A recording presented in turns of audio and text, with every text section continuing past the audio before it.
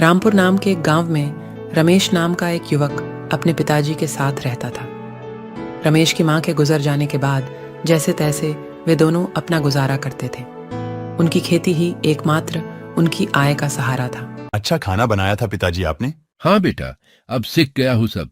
तू भी सीख ले, काम आएगा। ठीक है पिताजी, सीख लूंगा। मैं जरा श्याम से मिलकर आता हूँ। इतना कहकर रमेश चला जाता है। श्याम रमेश का बचपन का दोस्त है। दोनों साथ में बड़े हुए और साथ में पढ़े भी, और दोनों हमेशा एक दूसरे की सलाह लेते थे। और भाई रमेश कैसे हो? बाकी सब कैसा चल रहा है? हाँ श्याम, क्या ही चलेगा हमारी गरीब की जिंदगी में। बस चल रहा है। पिताजी के साथ थोड़ी खेती का काम देख लेता हूँ। हाँ हाँ, पता है मुझे, तुझे बड़ा काम आता है खेती का। मैं भी वही सोच रहा हूँ कि कुछ काम धंधा देख लेना चाहिए। वैसे भी मुझे खेती का ज्यादा कुछ आता नहीं। दोनों थोड़ा सोच विचार करते हैं और वहां से चले जाते हैं। उस साल रमेश और उसके पिताजी दोनों ने मिलकर अच्छी फसल उगाई थी, लेकिन नियति कुछ और ही मंजूर था। उन दिनों की घमासान बारिश ने उनकी फसल खराब कर दी। पिताजी, अब क्या करेंगे हम? घर में बचा कूचा है, वो भी खत्म होने को है। मैं भी वही सोच रहा हूँ, अब आगे क्या होगा, हम क्या खाएंगे। बेटा, अब तुम्हें भी कुछ न कुछ काम देखना पड़ेगा। हाँ पिताजी, काम तो देखना ही पड़ेगा, लेकिन काम भी करूँ तो क्या करूँ? कौन देगा मुझे काम? तुम श्याम से क्यों नहीं बात कर लेते? उसके घर वालों की अच्छी पहचान है बाजार में। अगर वो मदद करेंगे तो अच्छा होगा। हाँ पिताजी, देखता हूँ मैं श्याम से बात करके। अगले दिन सुबह रमेश श्याम से मिलने चला जाता है और उससे काम के बारे में बात करता है। और श्याम भी अपने घर वालों से बात करके एक पहचान वाले होटल पे रमेश को काम पे लगवा देता है।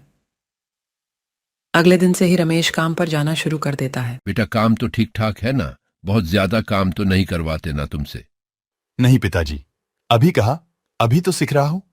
और धीरे धीरे रमेश होटल का सब काम सीख लेता है। वहां रमेश बहुत स्वादिष्ट समोसे बना लेता था। रमेश के बनाए समोसे होटल के मालिक को भी बहुत पसंद आते थे। थोड़े ही दिनों में रमेश के समोसे की वजह से होटल में ग्राहक पहले से ज्यादा बढ़ने लगे थे। कोई भी आता तो रमेश के बनाए समोसे ही मांगता था। मानो ऐसा लगता था वह होटल रमेश का ही है। लेकिन यह बात होटल के मालिक खटक रही थी। एक दिन रमेश की प्रसिद्धि से जलन होकर मालिक रमेश से कहता है, रमेश, तुम आज से समोसे नहीं बनाओगे, समोसे छोटू बनाएगा और तुम टेबल साफ करोगे।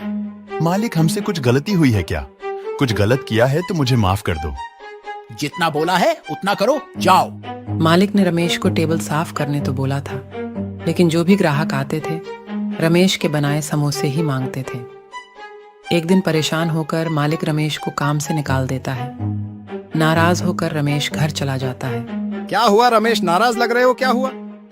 मालिक ने मुझे काम से निकाल दिया। अरे, ऐसे कैसे निकाल दिया? तुमने कुछ किया होगा, इसलिए निकाला होगा। नहीं पिताजी, मैंने कुछ नहीं किया। पता नहीं उन्होंने ऐसा क्यों किया। अब क्या करेंगे बेटा? मुझसे भी अब ज्यादा काम नहीं होता। तभी रमेश के दिमाग में आता है कि क्यों ना मैं खुद का धंधा शुरू कर दूं। मुझे तो सब आता है और लोगों को मेरे बनाए समोसे भी पसंद है। और वो अपना विचार पिताजी और श्याम को बताता है। लेकिन बेटा, पैसे कहाँ से आएंगे? चाचा, वो मैं देख लूंगा, पिताजी से लेके दे दूंगा, आप चिंता मत करो। और रमेश श्याम से पैसे लेकर उस पुराने होटल के बगल में अपना ठेला शुरू कर देता है। रमेश को किसी विज्ञापन भी जरूरत नहीं थी। रमेश को देखकर उसके बनाए समोसे खाने लोग लाइन लगाने लगे। धीरे धीरे करके उसका धंधा अच्छा चलने लगा।